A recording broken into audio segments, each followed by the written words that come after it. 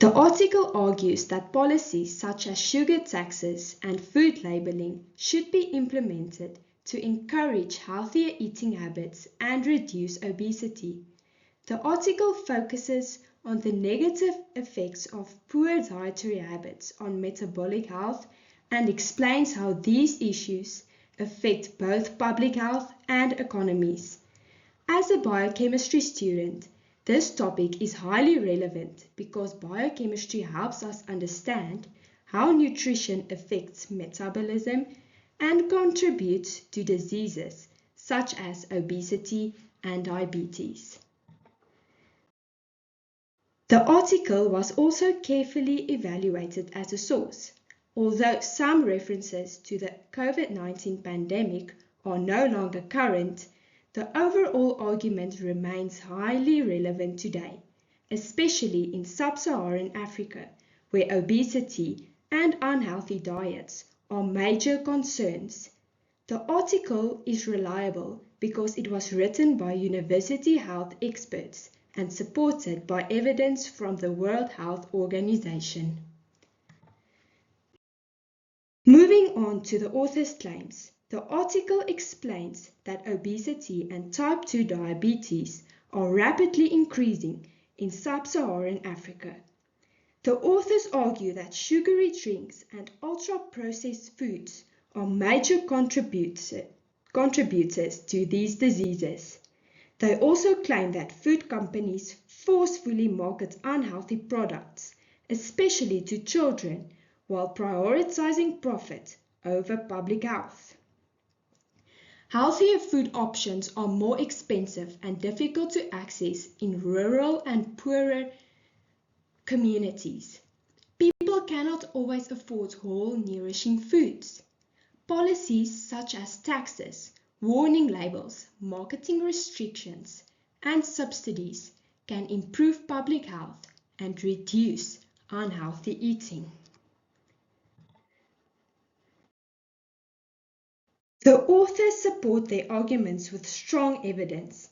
For example, nearly 70% of diabetes cases in Africa are undiagnosed, and 90% of these are type 2 diabetes. It highlights the dramatic increase in child obesity between 1975 and 2016. A report identified more than 280 examples of food and beverage companies promoting unhealthy products across 18 countries. The article also includes successful international policy examples.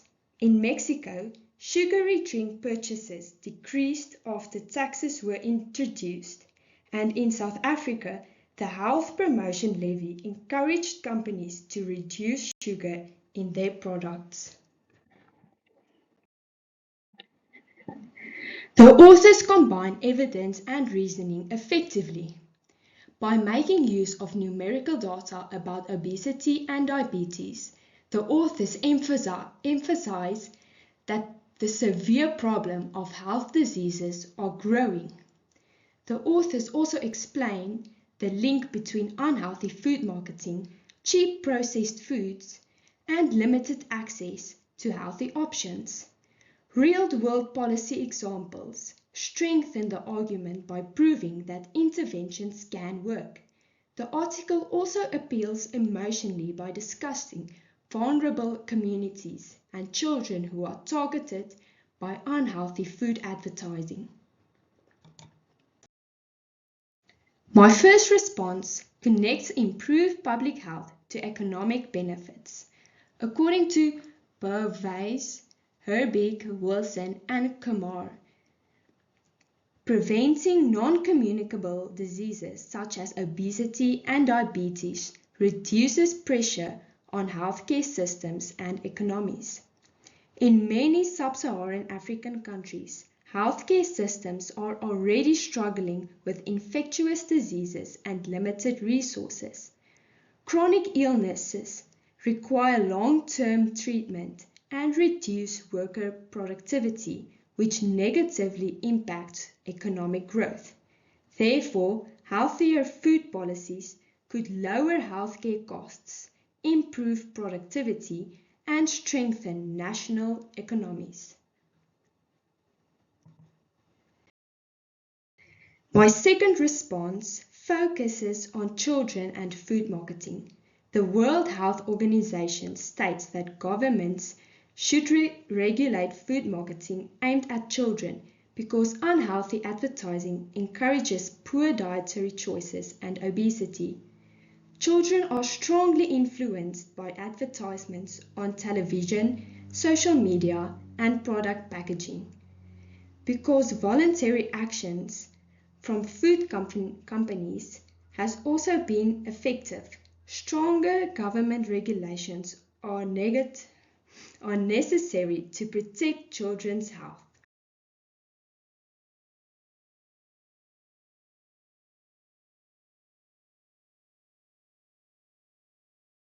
The article shows that widespread availability and marketing of cheap processed foods and sugary drinks are major drivers of obesity and type 2 diabetes. Government interventions through food policies, marketing regulations, and support for affordable healthy foods can reduce chronic diseases, erase pressure on healthcare systems, and improve economic growth. Finally, my field of biochemistry is closely linked to this issue because it explains how diet influences metabolic pathways and contributes to diseases such as obesity and diabetes, ultimately affecting both individual health and society as a whole. Thank you.